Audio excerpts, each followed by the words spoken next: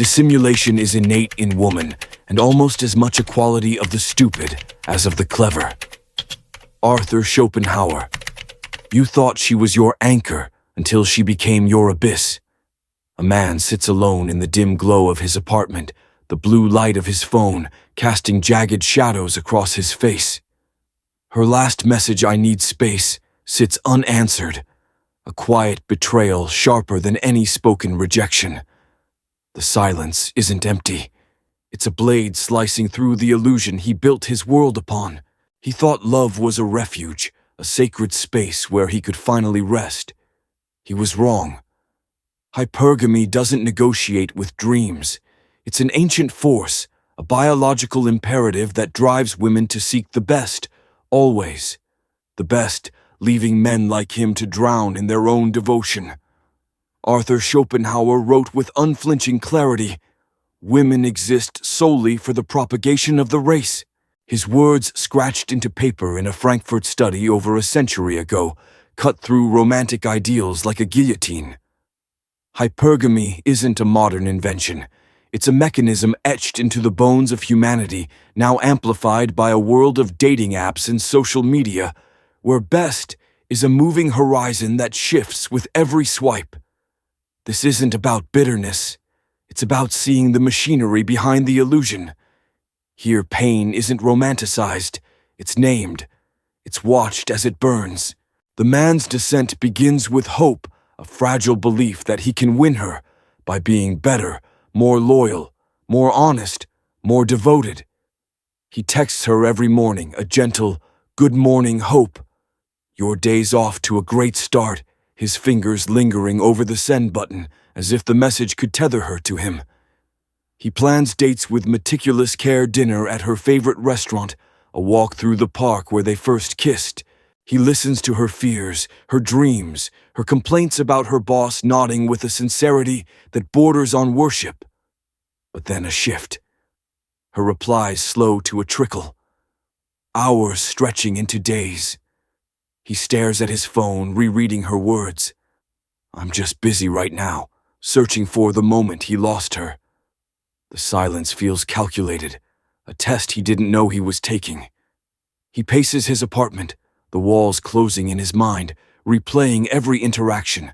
Did he say something wrong? Was he too eager? Too distant? Hypergamy drives her to seek the best genetic investment, a primal urge etched into her DNA over millennia. Her distance isn't personal. It's an unconscious response to a hierarchy where he no longer ranks at the top. She's scanning the horizon for a better mate, even if she doesn't realize it. He's addicted to her validation, each unanswered message, a hit of rejection that keeps him chasing. His mind spins over analyzing her excuses as if they're a riddle he can solve. He's made her his compass, his god, surrendering his inner sovereignty for the fleeting promise of her approval. What if love was never a refuge, only the test of how much you'd sacrifice to keep it? She isn't his mirror reflecting his worth. She's a storm, indifferent and unstoppable, moving toward a horizon he can't see. The winds howl with her silence, and he stands in its path unprotected, believing he can tame it with devotion. The harder he tries to understand her, the deeper his confusion grows. She says she wants honesty, yet leaves for a man who plays games, a coworker with a smirk, and a reputation for never calling back. She claims to value loyalty, but her past is a trail of broken men who gave her everything men who, like him, thought they could be enough. He replays their last conversation, her voice soft but final. "We were never serious." The words don't match the months he spent building a future in his mind, nights imagining a home together, mornings picturing her smile over coffee. Schopenhauer's words echo through the haze. Women exist for the propagation of the race. Hypergamy isn't a choice. It's a mechanism hardwired by millennia of natural selection. In a world of dating apps, her options are endless, a digital buffet of better prospects. He sees the signs now, the way her eyes lingered on her phone during their last dinner, the faint smile when a notification buzzed. A better option lingered in her DMs, and she rewrote their history to justify her shift. Her instincts prioritize the best available mate, a target that shifts with every swipe. When a taller, wealthier, more charismatic man slides into her messages, her biology responds even if her conscious mind doesn't register the choice. Her mind isn't lying, it's efficient. "I never loved him" isn't cruelty. It's a retroactive alignment with her instincts erasing his reality to fit her new hierarchy. He's lost in her storm, seeking meaning in a force that has none. Hypergamy doesn't care about his soul. It's a machine, and he's collateral damage. Did she change? Or did she just stop pretending he sits at the same park bench where they once laughed together, the air now heavy with autumn chill? Her laughter echoes in his memory, but the bench is empty. His phone buzzes not her, but a notification from her social media. A photo of her smiling with someone new. Her caption, a dagger, feeling on top of the world. The storm grows darker, its winds carrying her away, while he stands frozen, clinging to the illusion of control. Lightning flashes illuminating the truth he refuses to see. She was never his to hold. His obsession turns inward, a slow unraveling of his identity. He questions his worth, his intelligence, his very existence. Why wasn't he enough? The more he gave his time, his energy, his dreams, the less she valued him. A paradox that haunts him like a ghost. Schopenhauer saw this, the denial of the will. Her psyche isn't cruel, it's pragmatic. She moves on because biology demands it, and modern culture tells her this power isn't real. She calls it agency, never instinct, while he's left shattered, a casualty of a game he didn't know he was playing.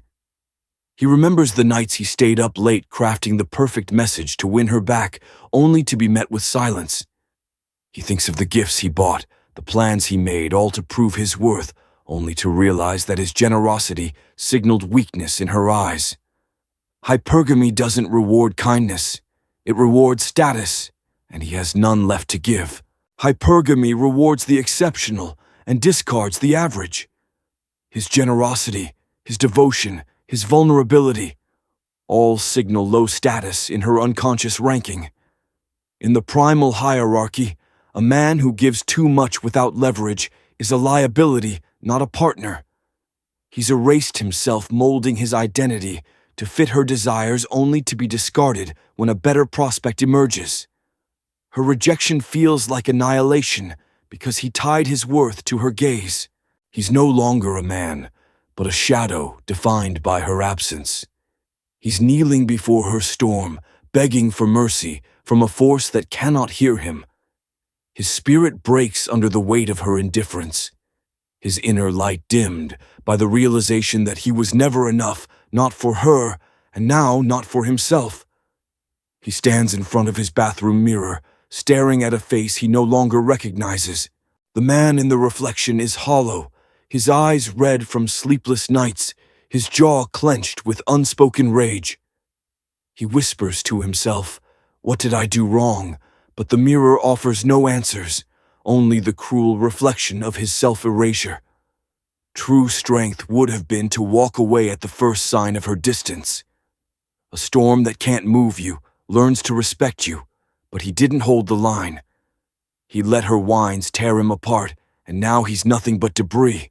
From the ashes of his collapse, a bitter clarity emerges. Hypergamy isn't malice, it's nature. She doesn't control it, just as he doesn't control his hunger. Schopenhauer's solution isn't rage or despair, but detachment through mastery. The man shifts his focus from being chosen to becoming unshakable. He starts small, waking up early to run the cold air burning his lungs as he pushes through the pain. He lifts weights until his muscles scream, each rep a defiance of the weakness he once felt. He reads philosophy, Schopenhauer, Nietzsche, searching for truths that anchor him to something greater than her approval. He builds a life wealth through a side hustle that grows into a business craft, through mastering a skill that earns him respect, knowledge through ideas that sharpen his mind. Nietzsche's words resonate. That which is done out of love always takes place beyond good and evil. Her instincts are immoral, and so must be his response. He steps outside hypergamy's grasp by becoming the prize, not the pursuer. Exceptional men, those who exude strength, independence, and purpose, are rewarded, not discarded. Indifference becomes his shield. By not needing her, he flips the dynamic. She now chases the man who doesn't chase her. He reclaims his sovereignty, no longer a servant to her storm, but a mountain unmoved by its winds. He's no longer seeking a god in her eyes. He's become his own deity, his purpose, a sacred fire that no storm can extinguish. He walks through the city at dawn, the streets quiet, except for the rhythm of his footsteps. His posture is straighter, his eyes clear, the weight of her absence no longer a burden, but a lesson. The skyline ahead is sharp, a promise of a future he's building for himself, not for her. The storm passes, revealing a mountain, his new self forged in the fire of disillusionment. Its peak stands tall, untouched by the winds that once tore him apart, a testament to his rebirth. The man returns to the wound, the glow of that unanswered message, but now he sees it for what it is. He didn't lose her. He lost the man he became to keep her. Hypergamy was never his enemy. His need for her approval was. Now he stands anchored, no longer emotionally summoned by her whims. He doesn't need closure. He needs clarity and a closed door. Schopenhauer's final truth lingers. The life of man is of no greater duration than the breath of his nostrils. Validation is fleeting. Self-mastery is eternal. He sits in his apartment once more, the same blue light of his phone casting shadows, but this time he's not waiting for her reply. He's writing a new chapter 1, where he's the author, not the footnote. Stillness doesn't mean silence. It means sovereignty. The storm has passed and the mountain remains. The pain lingers, not as a wound, but as a reminder, a scar that marks the price of his awakening. This is where the illusion ends, and something ancient begins. Thank you for watching. Walk your path with quiet strength.